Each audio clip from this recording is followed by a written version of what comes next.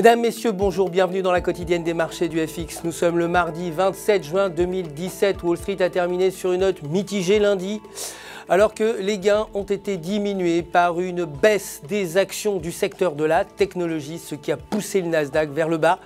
Les investisseurs se sont tournés vers des secteurs plus défensifs. Le Dow Jones a cédé 0,07%, le S&P 500 a gagné quant à lui 0,03% et le Nasdaq a perdu 0,29%. General Motors a également gagné 0,99% en terminant à 34,58 $ l'action. Le dollar américain, quant à lui, a terminé quasiment inchangé par rapport aux devises majeures lundi avec une baisse de confiance des investisseurs concernant une croissance économique plus forte au deuxième trimestre aux États-Unis, après des données économiques publiées inférieures aux attentes. Les commandes de biens durables sont ressorties plus faibles qu'attendues à 0,1% contre une prévision de 0,5%. Aujourd'hui, la confiance des consommateurs CB est attendue à 116 contre 117,9 précédemment et la présidente de la Fed, Janet Yellen, devrait tenir un discours aujourd'hui.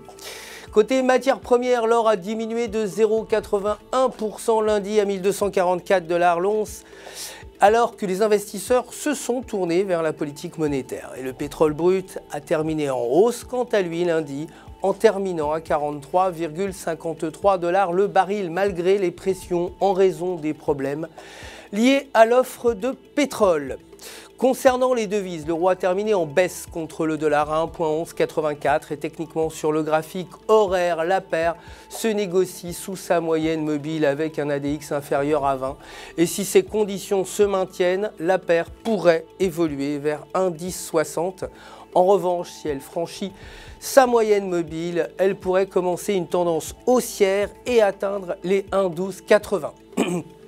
Aujourd'hui, Mario Draghi devrait également, le président de la Banque Centrale Européenne, devrait également prononcer son discours.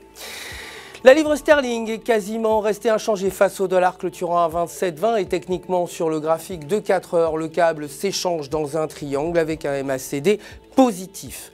Une sortie du triangle par le haut pourrait mener la paire vers 1,2800 alors qu'une sortie par le bas entraînerait un retracement pour revenir vers 1,2600.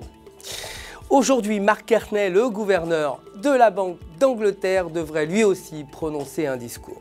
C'est la fin du Flash, merci de nous avoir suivis. Je vous retrouve demain matin pour la suite de l'actualité des marchés du FX. D'ici là, n'oubliez pas de vous connecter sur www.ufx.com